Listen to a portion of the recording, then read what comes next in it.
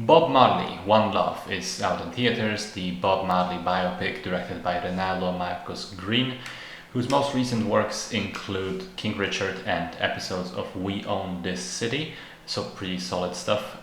This one stars Kingsley Ben-Adir, Lashana Lynch and James Norton. What I give it points for is that it's not a traditional music biopic. It doesn't go from the early years of the musician into the highs and lows of the regular career through to the death. Rather, it picks a specific period to focus on between 1976 and 1981 when Marley died. So the final years of his career, starting with the attempt on his life in Jamaica, culminating in the One Love show, again back in Jamaica to unite the conflicting political parties.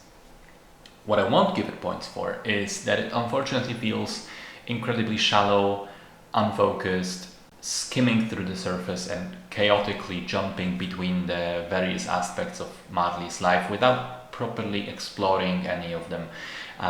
There's a bit about politics, there's a bit about the Jamaica situation, Marley's own childhood, his participation in the Rastafarian movement, the recording of Exodus in London. There's his relationship with his wife Rita, and hints of his adultery as well as problems with the band manager.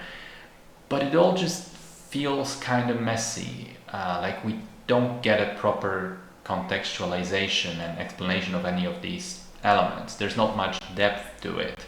And as someone who wasn't familiar with Marley and the politics of Jamaica, I felt especially that part was kind of confusing, that I was lacking the necessary context. It also kind of feels like the movie is simultaneously too short and too long. Too short because it feels like so many important things have been cut out, essentially. As I said earlier, you lack the context, but at the same time too long because it manages to still feel somewhat boring, especially in the middle. I think it has to do with the structure of the film, which it doesn't feel like the film is building up towards something.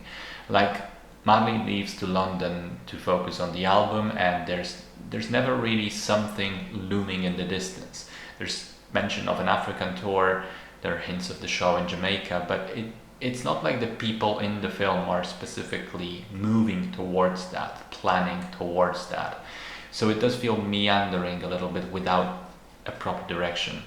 I will say that the music is great. I also like the performances. Kingsley Ben-Adir seems fine for me, but admittedly, I'm not familiar with Bob Marley himself, never really watched any recordings of him, so I don't know how well he captures the essence of the man. Lashana Lynch is the shining point though. She, between her eyes and face and voice, she just has such a commanding presence in everything I've seen her in, and this film is no exception. She really steals all of the scenes. She's a great screen presence. And that's pretty much it. At the end of the day, it's not a bad film, but just like so many of the regularly churned out Hollywood music biopics, it's safe, inoffensive, surface level, and somewhat bland. Definitely not a film to remember.